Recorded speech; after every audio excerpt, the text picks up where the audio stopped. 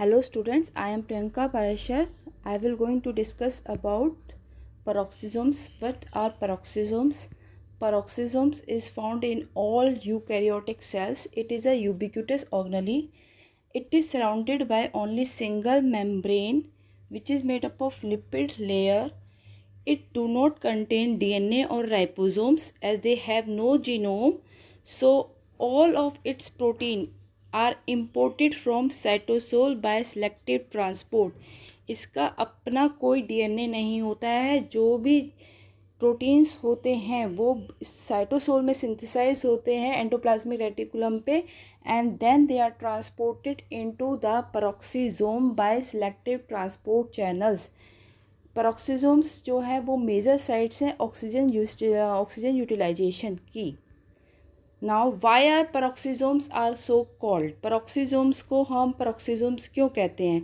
Because peroxisomes contain one और मोर enzymes. एक और दो एंजाइम्स होते हैं जो यूज़ करते हैं मॉलिक्यूलर ऑक्सीजन को to remove hydrogen atoms from specific organic substrate designated as R.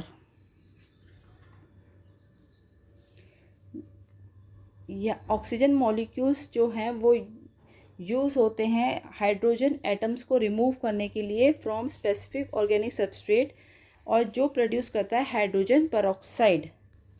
Hydrogen peroxide जो होता है वो बाय एंजाइम कैटालेस जो है पेरोक्सिसोम्स में कैटालेस प्रेजेंट रहता है जो हाइड्रोजन पेरोक्साइड को डिग्रेड कर देता है into a variety of substrate like phenols, formic acid, formaldehyde and alcohol by peroxidative reaction. So what peroxisome do? Peroxisome first oxidize a oxidation reaction. They use molecular oxygen to remove hydrogen atom from specific organic substrate.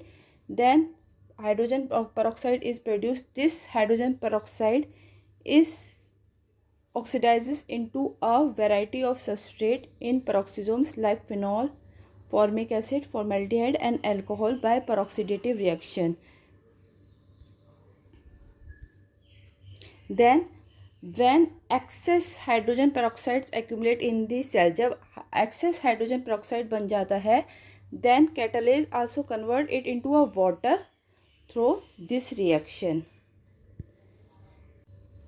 Now functions of peroxisomes. Peroxisomes क्या है? Main function of peroxisome is oxidation of fatty acid. Beta oxidation की oxidation करता है, fatty acids की ऑक्सीडेशन होती है by peroxisomes. In animals peroxisome catalyse first essential reaction in the synthesis of plasmalogens. Plasmalogens जो होते हैं वो मोस्ट अबेंडेंट क्लास होते हैं फॉस्फोलिपिड के, और पेरोक्सिसोम्स जो एनिमल में हैं वो कैटलाइज करते हैं इस फर्स्ट एसेंशियल रिएक्शन को of synthesis of plasmalogens. Alpha oxidation में जो पेरोक्सिसोम्स हैं वो डिग्रेडेशन करते हैं फाइटेनिक एसिड की. एनिमल्स में ये सिंथेसाइज करते हैं बाइल एसिड्स को, और जो रॉ स्पीशीज़ होती हैं, रिएक्टिव ऑक्सीजन स्पीशीज़ हमारी बॉडी में प्रोड्यूस होते हैं या प्लांट्स में प्रोड्यूस होते हैं, जैसे कि hydrogen peroxide, superoxide anions, epoxides. These are reactive oxygen species. Peroxisome detoxify them also. Then why peroxisome led to the neurological diseases? As I have told earlier also that plasmogens catalyze peroxisomes catalyze the synthesis of plasmalogens. So if synthesis of plasmalogens are catalyzed by the peroxisomes, so if plasmalogens is deficient in our body, then it leads to the abnormal development of myelination of nerve cells. Plasmalogen जो है वो essential component है for development of myelination of nerve cells, nerve cells की myelination के लिए. और प्लाज्मोलोजेंस जो हैं वो सिंथेसाइज होते हैं by peroxisomes. If plasmalogens are deficient means the peroxisomes are not functioning well. So there is a deficiency in myelination development, and peroxisomes led to the neurological disease. we can conclude like it this plasmalogen, peroxisome,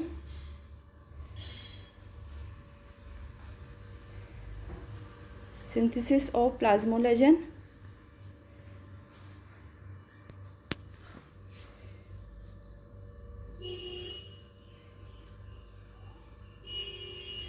so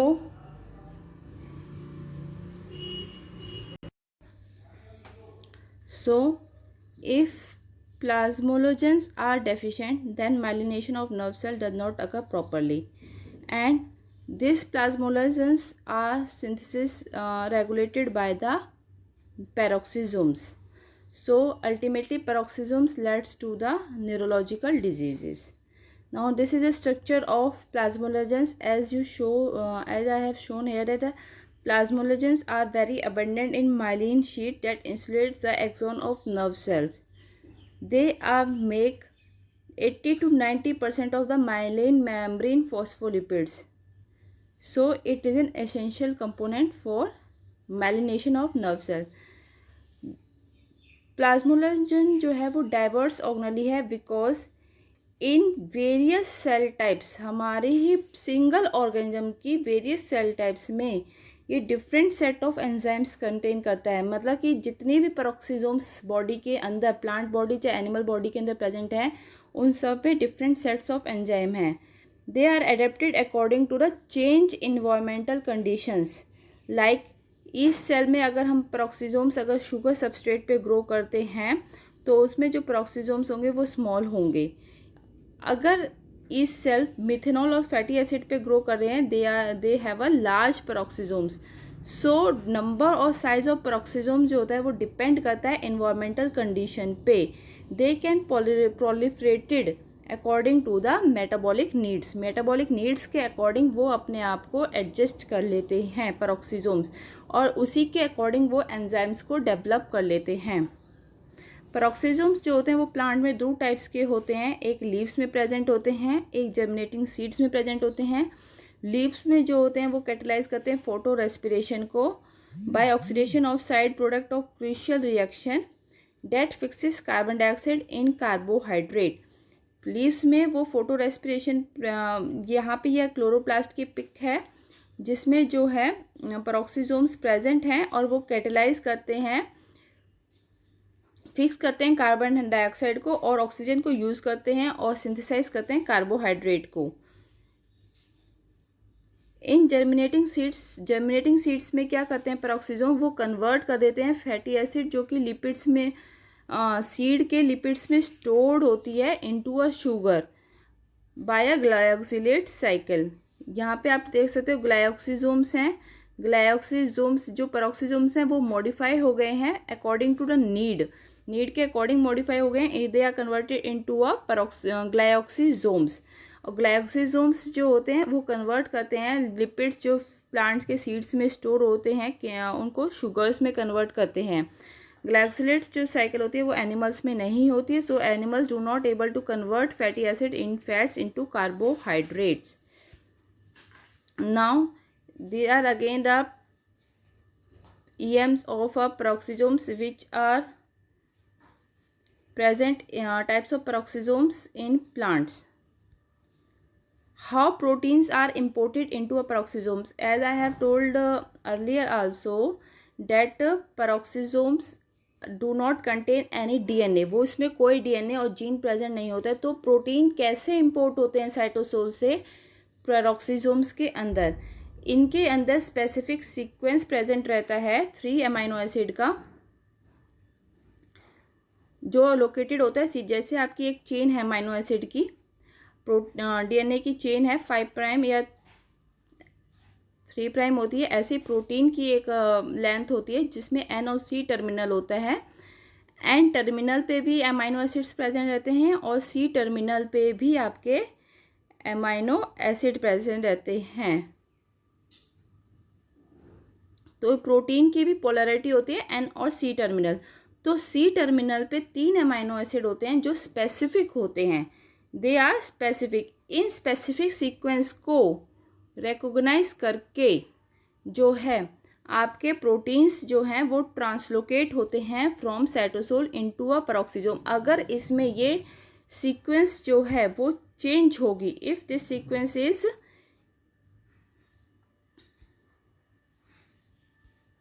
अगर आपकी ये sequence किसी और sequence में change हो जाएगी, जैसे कि माइटोकॉन्ड्रिया में भी आपके जो प्रोटीन्स होते हैं वो ट्रांसलोकेट होते हैं साइटोसोल से माइटोकॉन्ड्रिया के अंदर, सेम पेरोक्सिसोम्स में भी ट्रांसपोर्टेंस साइटोसोल से पेरोक्सिसोम के अंदर।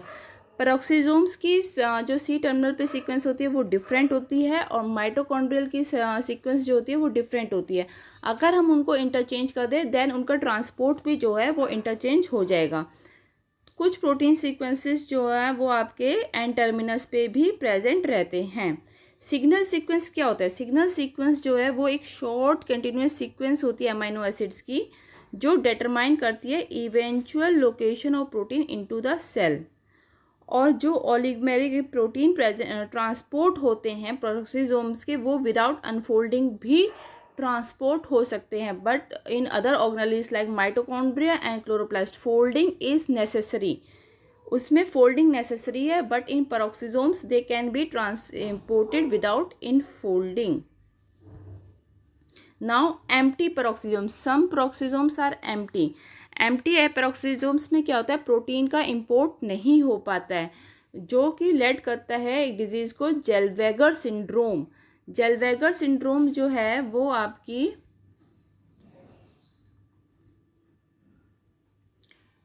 इनहेरिटेड ह्यूमन डिजीज़ है, जो डेफिशिएंसी ऑफ प्रोटीन इंपोर्ट के कारण होती है पेरोक्सिसोम्स में। इसमें इंडिविजुअल जो है वो सून डाई कर देता है after birth due to the severe abnormalities in brains, liver and kidneys. जो म्यूटेशन होती है, ये चीज़ प्रोटीन का इंपोर्ट क्यों नहीं हो पाता पेरोक्सिसोम्स में? Because there is a mutation in a gene. उस म्यूटेशन, कौन से जीन में म्यूटेशन होती है? जो कि एनकोड करता है पेरोक्सिसोमल इंटीग्रल मेम्ब्रेन प्रोटीन। ये एक जीन है जो इस प्रोटीन को बनाता है, पेरोक्सिन पक्ष 2 को। और जब ये प्रोटीन नहीं बन पाता है तो आपका प्रोटीन का इंपोर्ट भी नहीं हो पाता है। This disorder are called the peroxisomal biogenesis disorder. इन डिसऑर्डर्स को हम कहते हैं peroxisomal biogenesis disorder. So empty peroxisomes are led to the abnormal inherited human disease called the Zellweger syndrome. Now how peroxisomes are produced? Peroxisomes जो होते हैं वो arise होते हैं due to the existing peroxisome। जो पहले से ही बॉडी में peroxisomes present हैं, they are produced from them।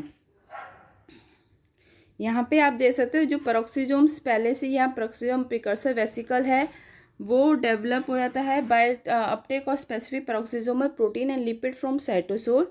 फिर वो ग्रो करता है धीरे धीरे। देन उसमें ग्रो होने के बाद वो उसमें फिशन होती है, और फिशन होने के बाद जो होता है वो आपका न्यू प्रोटीन जो है वो न्यू पेरोक्सिसोम्स जो है वो सिंथेसाइज हो जाता है।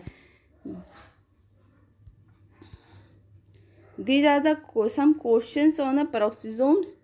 So please go through these questions and try to solve them.